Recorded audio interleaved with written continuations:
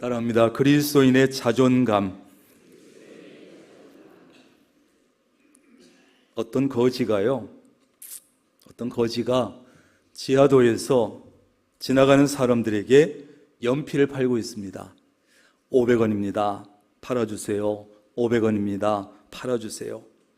그래서 500원짜리 연필을 들고 파는데, 그런데 가만히 보니까 사람들은 거의 모두가 500원은 주고 연필은 받아가지 않고 가버렸어요. 사실 이 거지도 은근히 그것을 노렸겠지요. 뭐 이거 연필 받아가겠나? 돈만 주고 가든지 하겠지. 그런데 한 신사는 거지에게 다가오더니 500원도 주고 연필도 받아가고, 그러면서 한마디 말을 남겼습니다. 당신과 나는 똑같은 사업가요. 나는 비싼 물건을 파는 사업가고 당신은 연필을 파는 사업가요. 사업 잘하세요. 그리고는 가버렸어요. 사실 이 사람은 구걸하려고 500원짜리 연필을 팔고 있다가 이 한 신사의 말을 듣는 순간에 자존감이 확 살아났어요. 뭐가 살아났다고요? 자존감이 살아났어요. 자존감이. 지금까지는 자기는 거지니까 500원짜리 연필 잘 팔리면 좋고 돈만 주고 가면 더 좋고 그러고 있었는데, 이 신사의 한마디 말을 듣고 자존감이 그냥 확 살아난 거예요. 그렇다. 나는 거지가 아니라 사업가다. 사업을 잘하자. 그래가지고 이 사람이 이제는 연필만이 아니라 점점 더 다양한 물건들을 가져다가 내다 팔기 시작했는데, 이제는 전에처럼 뭐 불쌍한 표정을 짓는 것이 아니라 자신감 있는 표정으로 물건 사라고 외쳤습니다. 결국 나중에 영국의 어느 신문사의 사장이 된 크림슨이라고 하는 사람의 실제 이야기입니다. 여러분, 만약에 이 사람이요, 그날 그 사람을 만나지 못하고 자존감을 이렇게 회복하지 못했다면 아마 이 거지는 평생 구걸해서 살아가는 거지로서 삶을 마쳤을 거예요. 여러분, 사람이 이 자존감이라는 것을 잃어버리게 되면요, 우울해지고 어두워지고 비굴해지고 자신감도 잃어버리게 되고, 심해지면 극단적인 선택까지도 할 수 있는 것이 자존감이에요, 여러분. 그런데 이 자존감이 있다든지 자존감이 높다든지 자존감이 없다가 회복되게 되면 사람이 밝아지고 당당해지고 자신감이 생기고 긍정적인 삶으로 변화하게 됩니다. 여러분, 자존감이라고 하는 것이 이렇게 중요한 거예요. 자존감과 비슷한 말 중에 자존심이라는 말이 있죠. 자존감과 아주 비슷한 말 자존심이 있는데, 이 자존심의 사전적인 의미는 뭐냐 하면 남에게 굽히지 아니하고 스스로 높이는 마음, 이것이 뭐라고요? 자존심이에요. 자존심. 그 자체는 뭐 그렇게 나빠 보이지 않잖아요. 뭐 괜찮은 것 같은데, 이 자존심은 쉽게 말해서 나는 잘났다, 내가 잘났다, 이런 마음이에요. 그래서 자존심이라는 말은 자만이나 교만이나 우월감과 비슷한 느낌을 주기 때문에 우리 사람들 사이에서는 좀 부정적인 의미로 많이 사용이 돼요. 그 사람은 자존심이 너무 세, 자존심이 쓸데없이 너무 강해. 그래서 좀 자존심은 부정적인 의미로 많이 사용이 돼요. 그런데 이 자존감이라고 하는 말은 뭐냐 하면, 자존감은 자신을 존중하고 자신을 사랑하고 이런 마음을 자존감이라 그래요. 뭐 잘나고 못나고 이런 것을 다 떠나서 자기 스스로 자신을 존중하고 자기 자신을 사랑하고 이런 마음이 뭐라고요? 자존감이에요. 자존감. 내가 잘났어, 나는 잘났어, 내가 잘났다가 아니라 나를 소중히 여기고 나를 사랑하고, 이것이 자존감이에요. 그래서 이 자존감이라고 하는 말은 자존심과는 좀 다르게 긍정적인 의미로 많이 사용이 되죠. 그 사람은 자존감이 상당히 높은 것 같아.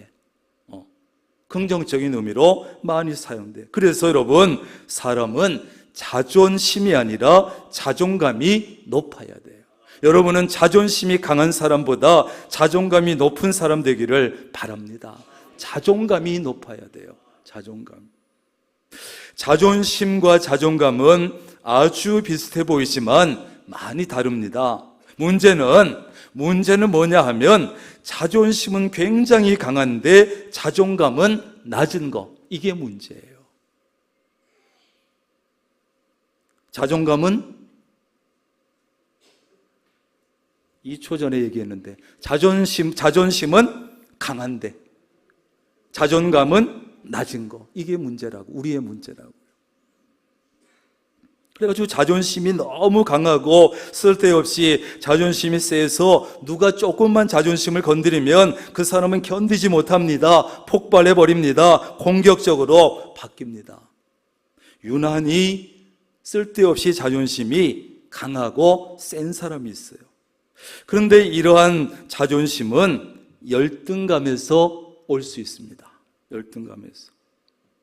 자존심을 넘어가지고 독선적인 사람도 있지요. 독선이 뭡니까? 늘 자기만 옳아, 언제나 자기만 선해, 나만 옳고 나만 선해, 이렇게 생각하는 것이 독선이죠. 그렇다면 이런 사람은, 자존심이 세고 독선적인 사람은 자존감도 높으냐? 꼭 그렇진 않아요. 자존심은 굉장히 강하지만 자존감은 굉장히 낮을 수 있어요. 여러분, 사람은 자존심도 적당히 있어야 되지만 자존감이 높아야 돼요. 자존감이 높고 낮음에 따라서 인생이 굉장히 많이 달라질 수 있고 신앙생활까지도 굉장히 달라질 수 있습니다. 하나님께서 우리 그리스도인들에게 원하시는 것은 뭐냐? 강한 자존심보다 높은 자존감을 가지고 살기를 원하시는 거예요. 한번 해볼까요? 시작. 하나님은 우리 그리스도인들에게 강한 자존심보다 높은 자존감을 가지고 사는 것을 원하신다. 다시 시키면 못하실 거죠. 하나님께서 우리 그리스도인들에게 정말 원하시는 것은 자존심 세고 강한 것보다 자존감이 높은 것을 가지고 사는 것을 원하십니다. 여러분, 자존감이 높은 사람과 자존감이 낮은 사람은 그러면 어떤 차이가 있겠습니까? 첫째, 몇 가지 말씀드리는데, 첫째는 자존감이 높은 사람은 자신을 존중하고 사랑하기 때문에 자신을 잘 관리하고 자신을 잘 돌봅니다. 이것이 무슨 단지 돈을 많이 쓴다, 사치한다, 이런 것이 아닙니다. 자신을 존중하고 사랑하는 자신을 위해서 가능하면 좋은 것을 보려고 하고 좋은 것을 들으려고 하고 좋은 것을 체험하려고 합니다. 어떤 일로 또는 다른 사람에게 상처를 받았으면 상처받은 자신을 더 챙겨주고 더 돌봐주고 상처를 싸매주려고 노력합니다. 그래서 그 상처를 빠르게 회복하고 본래의 모습으로 빨리 돌아옵니다. 누가요? 자존감이 높은 사람은 그래요. 그런데 보세요. 자존감이 낮은 사람은 자신을 존중할 줄도 모르고 사랑할 줄도 모르니까 자신을 관리하지도 않고 돌보지 않습니다. 자기 자신을 함부로 대합니다. 귀하게 여길 줄 모릅니다. 그래서 자존감이 낮은 사람일수록 자기한테 쓰는 시간 인색하고 자기한테 쓰는 돈도 굉장히 인색해요. 그냥 검소하게 사는 정도가 아니라 자기에게 들어가는 시간이나 돈을 아주 인색한 거예요. 아무거나 먹고 아무거나 입고 아무거나 보고 아무거나 듣고 아무거나 경험하고 그러는 거예요. 자신을 소중히 여기지 않으니까. 어떤 일로 인해서 또는 다른 사람에게 상처를 받으면 어떻게 해야 돼요? 상처를 좀 싸매려고 해야 되는데 그 상처를 안고 자신을 학대하고 자신을 괴롭힙니다. 상처를 잘 싸매서 살려고 하는 것이 아니라 삶을 포기하려고 합니다. 그 외에도 자존감이 낮은 사람은 남의 말에 지나치게 신경을 쓰고 남의 시선에도 지나치게 신경을 씁니다. 자신의 판단 능력을 믿지 못하고 자신의 판단에 확신이 없으니까 다른 사람 말에 휘둘리고 다른 사람 남의 말에 영향을 많이 받습니다. 왜? 자기에게 신뢰가 없어. 자신에 대해서 자신의 가치를 너무 낮게, 너무 부족하게 평가하기 때문에 남의 말에 휘둘리고 남의 평가에만 지나치게 신경을 쓰고, 두 번째는 자존감이 낮은 사람은 살아남기 위해서 자신의 열등감을 숨기려고 사람들 앞에서 막 밝은 척을 하고 괜찮은 척하고 잘난 척하고 센 척을 하고 이렇게 살게 되어 있어요. 그리고 자존감이 낮은 사람일수록 자기 잘못을 인정하고 사과하는 것을 못해요. 자기가 잘못한 거 알아. 지가 실수하고 잘못한 걸 알아. 그런데 인정하지 않아. 절대 사과하지 않아. 왜냐하면 자기 잘못을 인정하고 사과하는 것은 내가 저 사람한테 지는 거야, 내가 저 사람한테 패배하는 거야, 내가 비굴해지는 거야, 이렇게 생각하기 때문에 절대 잘못을 인정하지 않고 사과하지 않아요. 그걸 부끄러운 일이라고 생각하는 거예요. 반대가 아니에요. 인정할 줄 모르고 사과할 줄 모르는 게 부끄러운 일인데, 잘못을 인정하지 않고 사과하지 않으니까 여러분 인간관계가 자꾸 나빠집니다. 부부관계가 나빠집니다. 가족 사이에서도 나빠지고 회사에서도 관계가 나빠지고 교회 안에서 구역 식구들 안에서도 관계가 나빠집니다. 왜? 자기가 실수해놓고도 인정을 안 하고 사과 한마디면 되는데 안 해. 죄를 짓고도 회개하지 않아. 그러니까 하나님과의 관계도 나빠지죠. 이러면 안 되는 거예요. 그러나 자존감이 높은 사람은 자신의 부족한 것을 있는 대로 솔직하게 드러냅니다. 난 이런 게 부족해. 난 이런 거 잘 못해. 부족해. 열등감이 있으면 열등감이 있다는 것도 인정합니다. 사람들 앞에 당당하게 얘기합니다. 나한테는 이런 열등감이 있어. 그래서 열등감을 숨기기 위해서 일부러 막 밝은 척을 하고 괜찮은 척을 하고 잘난 척을 하고 센 척하지 않습니다. 그럴 필요가 없지요. 잘못한 것, 실수한 것이 있으면 그냥 잘못을 인정하고 바로 사과해요. 왜? 그것은 비굴한 것도 아니고 부끄러운 것이 아니라는 것을 알기 때문이에요. 잘못하고 실수하면 바로 잘못을 인정하고 사과하니까 인간관계가 빠르게 회복이 돼요. 부부 사이에서도 잘못했으면 바로 인정하고 사과하니까 관계가 빨리 회복돼. 사실은 저도 잘 못해요. 우리는 주로 그렇습니다. 쓸데없이 자존심을 세우면서 잘못을 인정하지 않고 사과하지 않으니까 오래 가. 나쁜 인간관계가. 죄를 지었지만 진심으로 빠르게 회개하면 하나님과의 관계가 빠르게 회복이 되는데 그걸 인정도 안 하고 회개도 안 하니까 하나님과의 관계가 자꾸만 멀어지고 악화되고. 세 번째로 열등감이 생겼을 때 그 열등감에 대해서 대응하는 방법, 반응하는 방법에서도 차이가 나는 거예요. 낮은 자존감은 열등감과 관계가 깊습니다. 자존감이 높은 사람이나 자존감이 낮은 사람이나 살다 보면 열등감을 느끼는 경우가 있습니다. 그런데 자존감이 높은 사람과 낮은 사람은 그 열등감을 느낄 때 어떻게 대응하느냐, 대응하는 방법에서 차이가 난다고요. 자존감이 낮은 사람은요, 열등감을 느끼게 되면 누구 때문에 내가 열등감을 느꼈어? 그러면 내게 열등감을 느끼게 한 그 사람을 질투하고 시기하고 미워하고 거기에 힘과 시간을 다 써버리는 거예요. 인생을 허비하지요. 열등감의 늪에서 빠져나오지 못하고 자신의 길을 제대로 가지 못합니다. 자신의 실력이 있음에도 불구하고 실력도 제대로 발휘하지를 못합니다. 왜? 열등감이라고 하는 것이 실력을 발휘하지 못하도록, 내 길을 가지 못하도록 방해하고 발목을 잡기 때문에 그래요. 실력도 있는 사람이야. 그런데 실력 발휘를 못해. 열등감이 발목을 잡으면. 그러니까 이 사람은 최선을 다할 수도 없어. 결국 그 사람은 인생에서도 실패하고 신앙생활도 제대로 할 수 없습니다. 인간관계도, 하나님과의 관계도 정상적으로 이루어지지 못합니다. 참 안 됐죠. 지난주에도 사울과 다윗 얘기를 했습니다만, 사울이란 인물이 그랬어요.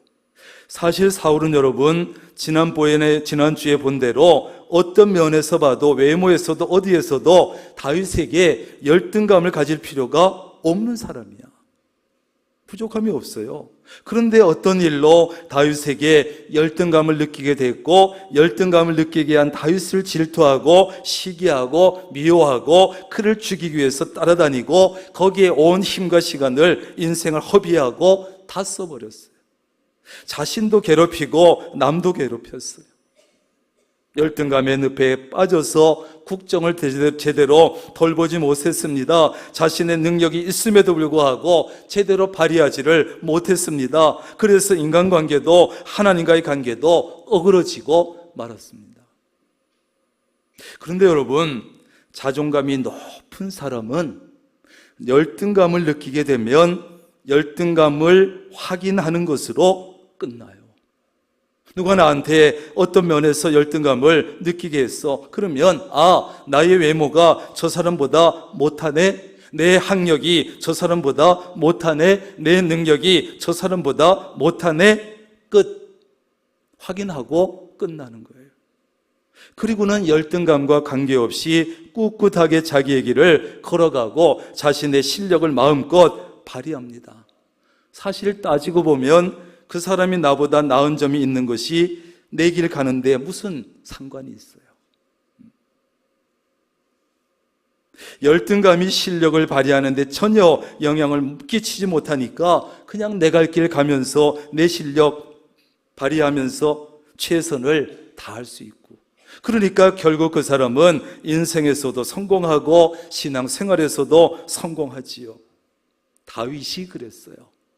다윗은요, 여러 형제들 중에 자기가 막내고 왕을 뽑으러 왔을 때 자기는 제껴들 정도로 그랬는지 모르지만 형들에 대해서도 열등감 느끼지 않았습니다. 골리앗에 대해서도, 사울 왕에 대해서도 열등감 느끼지 않았습니다. 내가 막내네? 끝. 골리앗이 나보다 엄청 크고 강하네? 끝. 사울 왕의 권력이 대단하네? 끝. 자신의 위치를 확인하고 자기 길을 그냥 갈 뿐이에요. 그 사람이 잘났던 세든 강하던 관계가 없으니까. 막내면 막내로서 그냥 가고, 양치기면 양치기로서, 사울 왕의 무기 드는 자면 무기 드는 자로서 자기 길을 갈 뿐이고, 그러니까 그때그때 그냥 눈치 보지 아니하고 마음껏 실력 발휘하고, 그러니까 인기는 올라가고 열등감 없이 최선을 다할 수 있고, 그러니까 인생에서도 신앙생활에서도 성공했지요. 인간관계도 하나님과의 관계도 잘할 수 있었습니다. 오늘 본문에 보면 이스라엘이 블레셋에게 크게 승리하고 돌아옵니다. 이때가 어느 때냐 하면 다윗이 블레셋의 그 어마무시한 골리앗을 죽이고 목을 자르고 의기양양하게 돌아오던 때예요. 그 돌아오는 무리 속에는 사울 왕도 있었고 블레셋 거인 골리앗을 죽인 다윗도 있었는데, 이 수많은 여인들이 막 길에 나와가지고 사울 왕을 환영하는데 눈치 없이 이렇게 노래했어요. 사울이 죽인 자는 천천히요, 다윗은 만만이로다. 좀 속으로는 그렇더라도 그냥 사울 왕 만세 이러면 얼마나 좋아. 근데 바보같이 어리석게 다윗과 사울을 아주 대놓고 비교하면서 다윗은 만만, 사울은 천천 이러니까 속된 말로 눈이 뒤집어지지 않겠어요? 나 같으면 그 여인들을 그냥 싹 잡아다가 감옥에 보냈을 거예요. 그래서 사울은 착했던 것 같아요. 그런데 보세요. 사울이 그 말을 듣고 불쾌하여 심히 노했다. 당연하지요. 사울 바로 눈앞에서 그랬으니 얼마나 불쾌하며 얼마나 화가 났겠어요.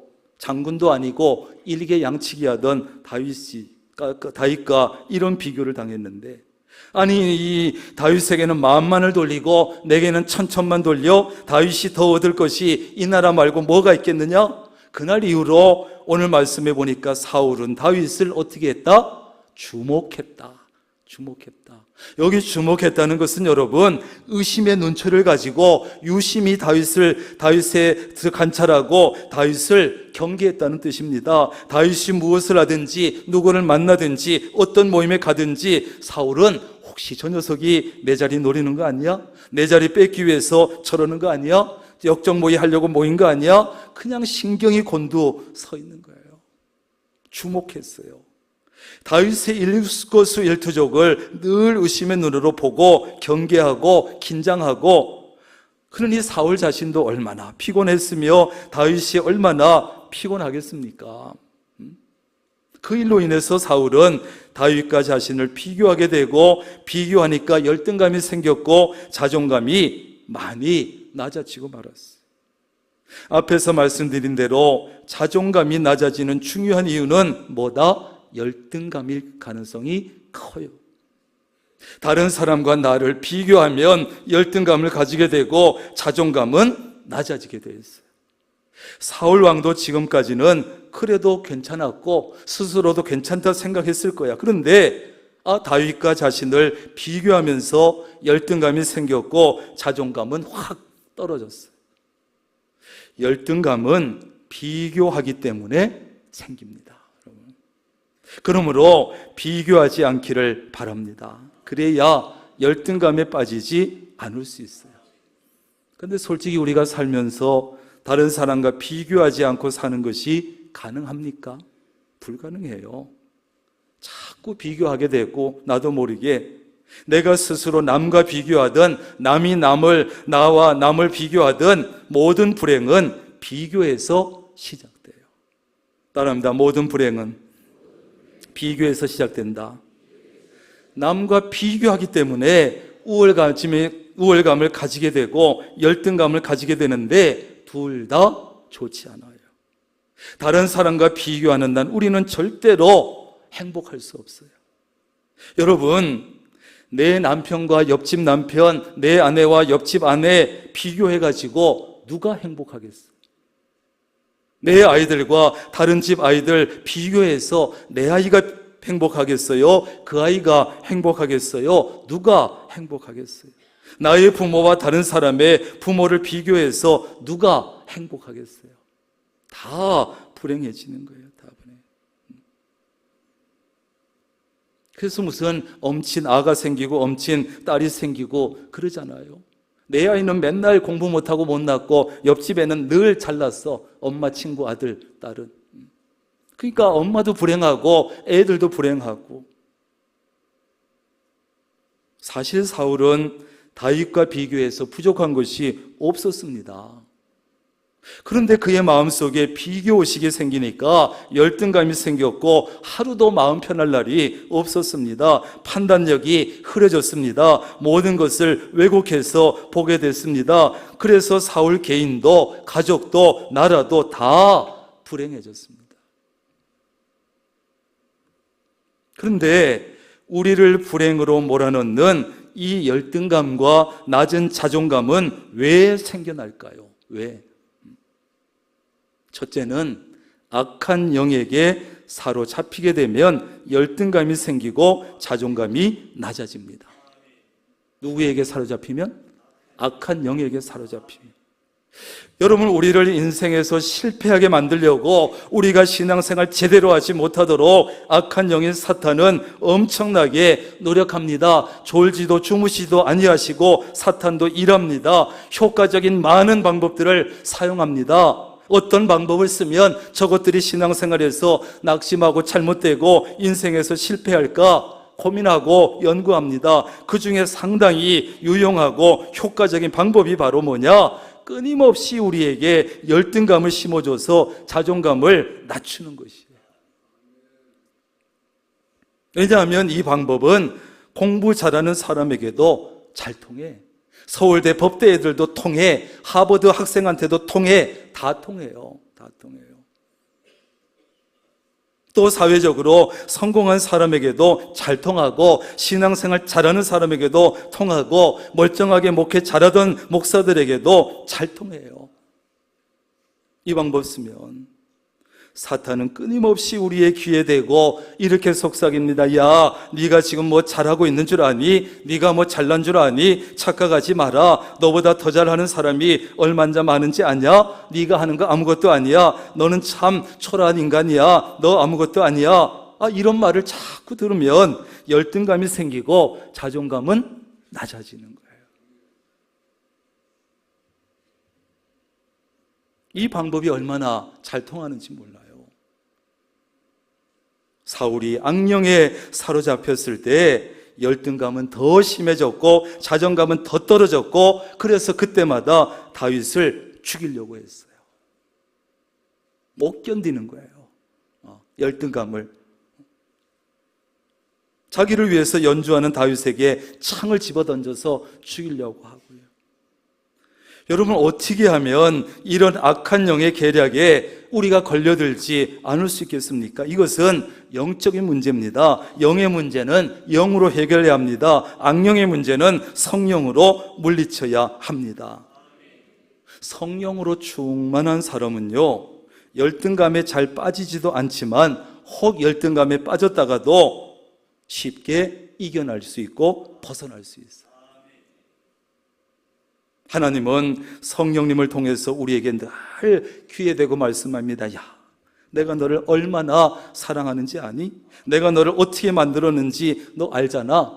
어떤 피조물도 내 형상 닮게 만든 존재는 없어. 너는 내 형상을 따라 만든 귀한 존재야. 너는 내 것이야. 네가 어디로 가든 뭘 하든 내가 너와 함께 할 거야. 지금 아주 잘하고 있어. 조금만 더 힘내면 더 잘할 수 있어. 계속 얘기해 주는 거예요. 성령님은 우리를 늘 격려해 주시고 용기를 주시고 칭찬해 주시는 거예요. 근데 우리는 바보같이 이 말은 듣지 아니하고 악한 영의 말만 자꾸 듣는 거예요. 그래서 우리는 성령님을 통해서 열등감을 물리치고 자존감을 높일 수 있기를 바랍니다. 어느 목소리에 귀를 기울일 것인가? 그건 여러분의 선택이에요. 두 번째는, 첫째는 누구 때문에요? 악한 영 때문에. 두 번째는 주변 사람들 때문에 열등감이 생기고 자존감이 낮아져요. 잘못된 부모나 잘못된 교사나 잘못된 친구들 때문에. 주변 사람들이 나와 다른 사람을 끊임없이 비교할 때 우리 안에 열등감이 생기고 자존감은 낮아집니다. 여인들이 사울과 다윗을 비교했기 때문에 사울에게 열등감이 생겼고 자존감은 낮아졌습니다. 그러므로 우리는 다른 사람에게 열등감을 느끼게 하고 자존감을 낮추게 하는 비교하지 말아야 돼요. 내 자녀와 남의 자녀를, 누구와 누구를 비교하지 말아야 돼요. 나는 괜찮은 줄 알았는데 다른 사람들이 자꾸 비교해서 열등감과 낮은 자존감을 만들어요. 비교는 여러분 가장 사람이 기분 나쁜 것이고 가장 상처가 되는 것이고 열등감을 느끼게 하고 자존감을 낮춥니다. 세 번째, 첫째는 누가? 악한 영이. 두 번째는 다른 사람이. 세 번째는 내가 그 짓을 해요. 내 자신이 다른 사람들과 나를 끊임없이 비교하니까 열등감이 생기고 자존감은 낮아집니다. 물론 사울과 다윗을 비교한 것은 여인들이 시작했지만 그 후에는 사울 자신이 다윗과 자신을 계속 비교하는 거예요. 조그만 백성들이 무슨 반응 보이면 아이고 저 백성들이 다윗을 더 좋아하나? 인기가 더 올라갔나? 그래서 스스로 열등감을 느끼고 자존감이 낮아졌습니다. 쉽지 않은 일이지만 가능하면 나와 다른 사람을 비교하지 말아야 돼요. 불행을 자초하는 일이에요. 나는 나대로 귀한 것이고 다른 사람은 다른 사람대로 귀한 것입니다. 하나님께서 나에게 주신 고유한 모습이 있고 하나님이 내게만 주신 독특함이 있는 것입니다. 나에게 주신 특별한 재능이 있습니다. 내게만 주신. 하나님은 나와 다른 사람들 비교하지 않습니다. 하나님은 지금 나의 모습 그대로를 사랑하시는 거지. 위에서 말씀드린 열등감을 가지게 하고 자존감을 낮추는 세 가지 원인의 공통점은 무엇일까요? 비교의식입니다. 따라합니다. 비교의식. 그러므로 우리는 반드시 이 비교의식을 자꾸 버리려고 애를 써야 돼요. 끊임없이 생깁니다. 우리 마음속에. 저 사람하고 나하고 비교하고. 어떻게 하면 우리를 끊임없이 괴롭히고 힘들게 하는 이 비교의식을 버릴 수 있겠습니까? 그것은 바로 이것입니다. 따라합니다. 비교의식을 버리고 창조의식을 가지자. 다시 한번 비교의식을 버리고 창조의식을 가지자.